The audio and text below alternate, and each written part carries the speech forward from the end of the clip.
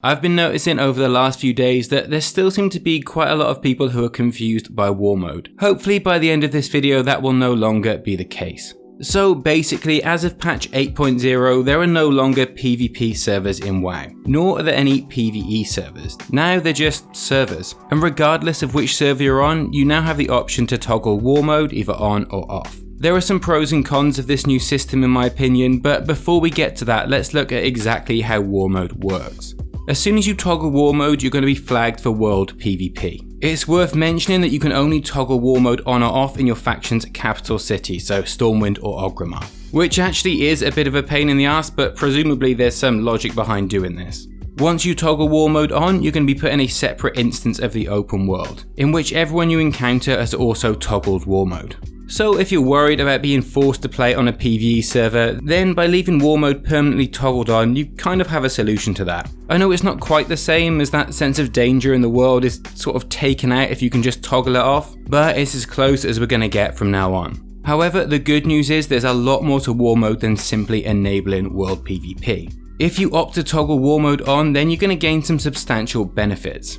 Firstly, you can have access to your PvP talents in the open world, and that's regardless of whether you're fighting other players or just an NPC. You're also going to have a 10% experience boost while leveling, a 10% bonus from world quests at max level, a new set of PvP achievements that you can get via war mode. Additionally, by actually engaging in PvE with war mode turned on, you're going to be able to earn conquest points. These points are going to count towards your weekly conquest progress bar, and this is going to allow you to gain PvP gear and rewards. Of course, you'll also be able to earn honour from kills as always, and the amount of honour will depend on who you kill, and of course it's subject to change. Currently, you get 6 honour for killing an ordinary member of the enemy faction, and then you get a bonus 30 honour if the enemy you kill is a player who's marked as an assassin. To be marked as an assassin, you need to kill 10 enemy players in the open world without dying. If you do so, you're going to gain a 15% buff to damage and healing until you're killed. If you kill too many enemies in the zone, then a bounty is going to be placed on your head, and every player in the zone will be able to see your location on the map, and they're going to be rewarded for taking you out. Also, while bounty hunted, you won't be able to use your mount. If you manage to loot 10 bounty hunted players, then you'll actually get an achievement for this as well. That's the main concept of war mode, but there are also a couple of other features worth talking about. Firstly, we have airdrops. This is where a flying machine will periodically make its way across the sky and drop a war supply crate. Once a faction's gain control of the crate, any player within the area will have the opportunity to collect a piece of personal loot from it, as long as they get there before the timer expires.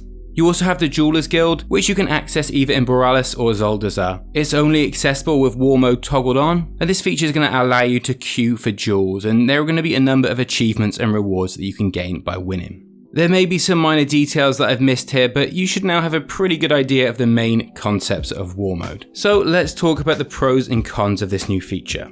Well, when war mode was first announced, I have to admit I was pretty skeptical. My immediate thought was that it was going to take away that feeling of danger in the open world, which was pretty much the reason that I rolled on a PvP server to begin with. Now that you can just quickly pop to Stormwind or Orgrimmar and toggle PvP off if you're having trouble in a particular zone, it's really not going to feel so much like you're part of a world at war. After all, it's not like in a real war you could just traverse the war zone, minding your own business, and then just telling the enemy that you've actually toggled off PvP. So while there's still going to be PvP in the open world, it's now more of a deliberate game mode, rather than being a deep, inbuilt and essentially unavoidable concept of an open world in which two factions are at war. In my opinion, this is a very big change in concept. However, that doesn't mean I'm against it. Let's face it, world PvP has been all but dead for a pretty long time now. And you know what? I think war mode is actually a solid chance of bringing it back to life.